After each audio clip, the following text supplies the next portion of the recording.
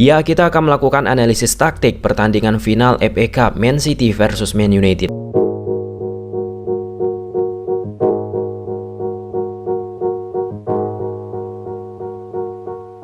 Di atas kertas, Man City gunakan pola 1-3-2-4-1, sedangkan Man United gunakan pola 1-4-2-3-1 di atas kertas. Saat peluit kick off ditiup wasit, Man City langsung set up permainan lewat Gundogan yang memberikan passing menuju penjaga gawang yaitu Ortega. Lalu 5 pemain Man City langsung secara bersama-sama bergerak ke daerah pertahanan Man United. Ortega, kiper Man City yang sudah kuasai bola, memberikan bola panjang langsung ke depan menuju Erling Haaland yang bergerak melebar. Lalu di situ terlihat double pivot Man United. Fred dan Casemiro kalah orang melawan 3 pemain Man City di depan mereka. Ada Haaland, Kevin De Bruyne dan Gundogan. Dari situasi perebutan bola di udara pada momen ini, Haaland coba diganggu Casemiro. Haaland berhasil menang duel dan ikat Casemiro karena Fred dan Casemiro sudah tertarik sedikit ke samping, menciptakan ruang bagi pemain Man City yaitu Gundogan dan Kevin De Bruyne. Kevin De Bruyne dan Gundogan tinggalkan double pivot Man United. Lalu terjadi duel 1 versus 1 Kevin De Bruyne dengan Lindelof. Heading Lindelof jatuh ke posisi Gundogan yang bebas. Eriksen coba menyamakan jumlah namun telat mundur untuk tutup pergerakan Gundogan.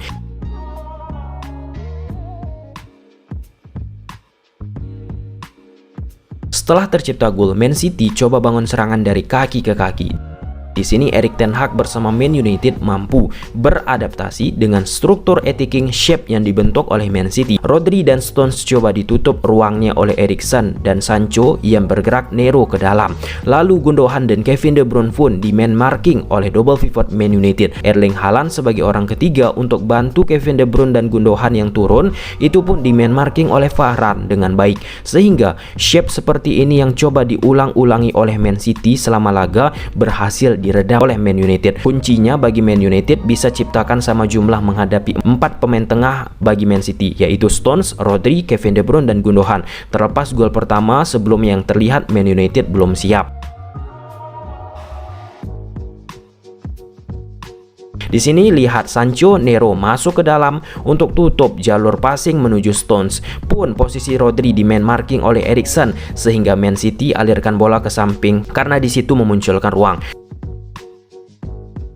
Pun pergerakan Gundogan dan Kevin De Bruyne langsung di man marking oleh Casemiro dan Fred. Dari situasi sempit ini, Haaland coba turun bantu sirkulasi bola Man City dari bawah, namun dengan cermat di man marking oleh Varane sehingga gagal bangunan serangan yang coba dilakukan Man City.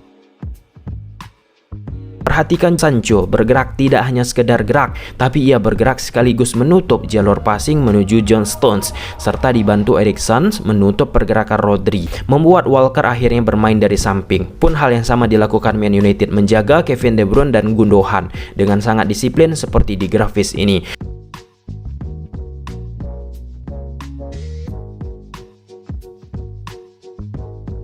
Bahkan Man United terlihat beberapa momen ketika tanpa bola membentuk shape 4-2-4 seperti di gambar ini. Man United sangat konsen eliminasi eksplosivitas pengaruh dari Rodri dan Stones di tengah. Terlihat Rashford dan Eriksen menjaga mereka sehingga Akanji coba alirkan bola dari samping menuju Gundogan, namun langsung bisa dipatahkan Casemiro.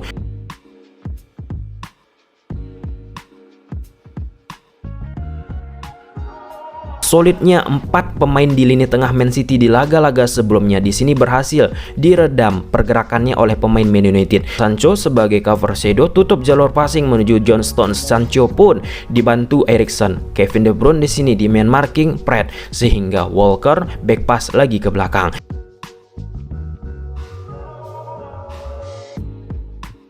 Pep Guardiola pun coba pancing pemain Man United untuk bergerak lewat passing-passing cepat yang Man City lakukan. Contoh seperti ini, ketika passing dilakukan Man City dengan cepat, pemain MU berhasil dibuat oleh Pep untuk bergerak lalu memunculkan ruang bagi Rodri. Rodri dapat ruang, Walker langsung dengan cepat passing bola ke posisi Rodri. Akibat konsekuensi pergerakan pemain Man United yang sebelumnya berhasil digerakkan oleh pemain City lewat passing-passing yang mereka lakukan.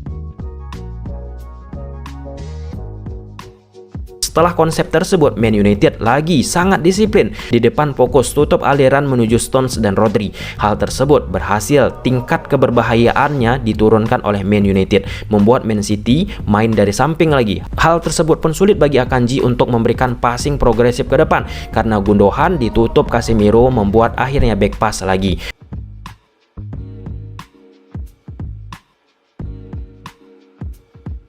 Momen lain, Erik ten Hag bersama Man United berhasil eliminasi keperkasaan shape midfielder box yang dibentuk Pep. Gundogan yang terima bola dari Rodri di marking Casemiro. Haaland yang turun diikat Lindelof. Redmond tutup Kevin De Bruyne. Terlihat ten Hag percaya dengan masing-masing individu pemain Man United sehingga berani melakukan konsep ini.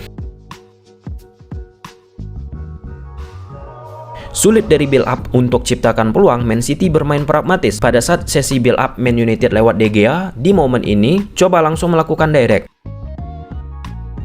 Man City menang duel dan bola diberi ke Erling Haaland, dan City tanpa proses build up yang bagus langsung bisa ciptakan tendangan ke gawang. Setelah sebelumnya kita lihat betapa sulitnya Man City melakukan permainan kaki ke kaki lewat shape attacking yang mereka bentuk.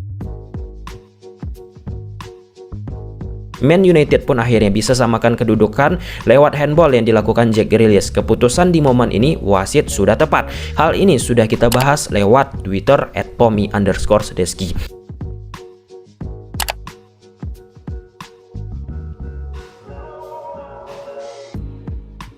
Di babak kedua pun Man City tetap dengan gaya permainan mereka. Man United pun di momen ini pakai shape 4-2-4 ketika tanpa bola. Tujuan Man United tetap sama, persulit, persempit ruang bagi Rodri dan Stones sehingga back pass dilakukan City.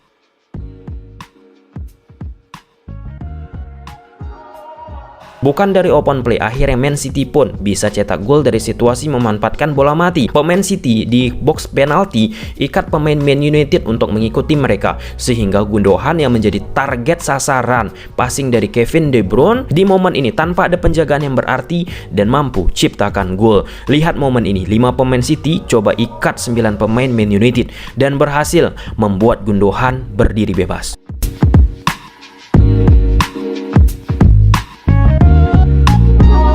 Ketika kita bicara pelatih sukses, pelatih hebat, dalam momen ini Pep Guardiola, kita lihat seberapa banyak Pep Guardiola ini mampu menginfluence, memberikan pengaruhnya terhadap pelatih-pelatih di belahan dunia ini. Kita bicara pelatih timnas Indonesia kita. Ada Coach Sintayong, ada Coach Indra Sapri, kemudian pelatih timnas Indonesia putri kita, Coach Rudi Eka Priambada. Ambil contoh 3 pelatih, Coach Rudi Eka Priambada. Beliau secara belak-belakan menyampaikan langsung kepada aku bahwa beliau sangat mengagumi dan beliau mempelajari apa filosofi yang dimainkan oleh Pep Guardiola. Kita masuk yang kedua, Coach Indra Sapri. Aku mendapatkan artikel yang dikeluarkan oleh Kompas. Coach Indra pun mengakui mempelajari filosofi dari Pep Guardiola. Kemudian yang ketiga, Coach Sintayong. Ini viral wawancaranya beberapa waktu yang lalu. Coach Sintayong bilang ia melihat salah satunya apa yang dilakukan oleh Guardiola